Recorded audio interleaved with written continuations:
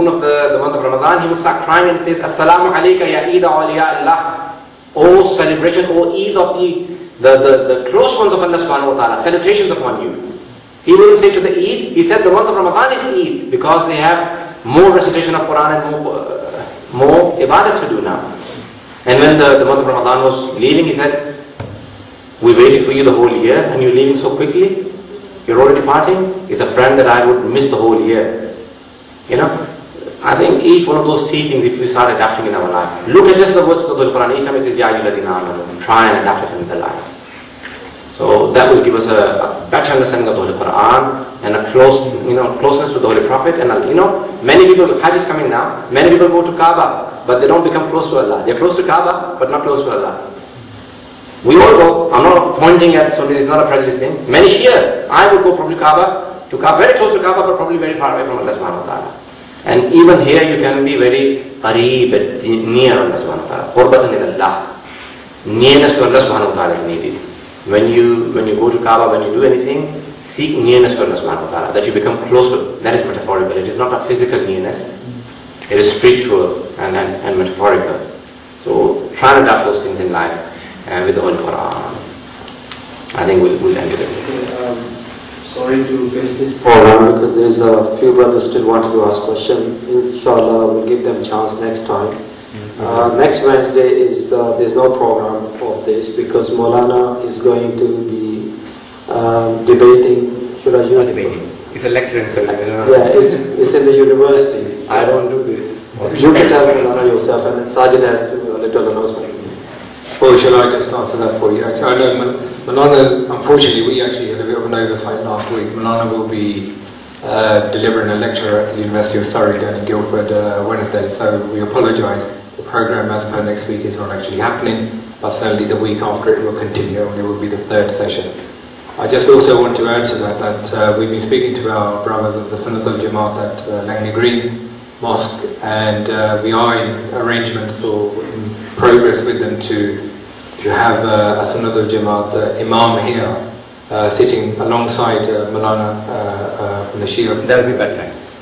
Where also I think it will give the Shia brothers here an opportunity to ask the Sunni Jamaat perspective and see what they have to say about certain questions that we have.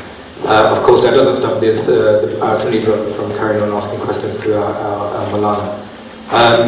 I just want to also just round off by saying that I don't think we're going to resolve this issue because it's been going on for 1400 years, and I don't think this discussion at Cherry Lane Cricket Club is going to resolve it. So basically, the idea is here that we come here and try to have a better understanding rather than going and hearing what people have to go through hearsay, or I heard my friends did this and I see you guys doing this. Here's an opportunity to speak to these alims, hopefully both of them next time round, and it just gives a better understanding. Again, we're never going to resolve that matter. I'm going to my grave as you're going to yours. I answer for myself, you answer for yourself. And really that's all I'd like to finish with. And I think we have made the point in the last session that we are not here, I'm not telling any Sunni to become a Shia, and no Sunni should ask me to become a Sunni. Let's learn how to live with differences. We both have differences. We are living peacefully with so many other non-Muslims, with Jews, Christians, Hindus, Sikhs, and so many others. And we don't even have so many things in common with them. What about all the common things that we have within ourselves, and yet we don't have, today, I don't want to say this, but I heard the British Foreign Minister say on BBC Radio, Radio 4, he was saying that we are now uniting our enemies. Let's continue to divide and rule. Don't directly attack them, let them fight, and then we can take over. So don't be exploited.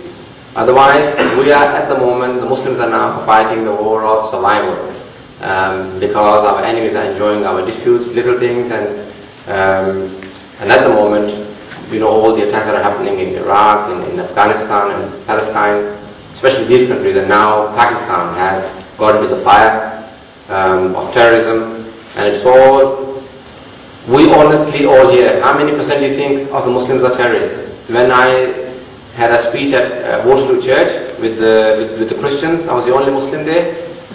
All Christian priests, men and women, nuns and men. And I'm relinquishing. I said, Ya Allah, for the sake of the Holy Prophet and his holy progeny, let me defend my faith, the Holy Quran and the Holy Prophet properly. I do not wish to say anything that would offend, and I could represent Islam properly. When I went in, after wallahi half an hour, they were all saying that, no, this is the first time we've had a Muslim speak to us and tell us. They were thinking that something like 20-30% of the Muslims are terrorists or something like that. I said, there are 1.5 billion Muslims. Do you think that there are 1% of the Muslims are terrorists? That would mean 15 million Muslims. You don't even have a million Muslims which are terrorists. You don't even have 100,000. And the way the media is creating it to be such a big thing is because of us, ourselves. Those people are dying, and all of those innocent people will hold us with the collar, saying that you did not do anything because you were sitting in your peaceful houses, warm houses. We were suffering and we were dying, and you did not do anything for us. And I fear that will happen to us. People of Hazrat Nuh, when Hazrat Nuh said, Ya Allah, I understand the ones who were sinful, you're punishing them. But what about the good ones?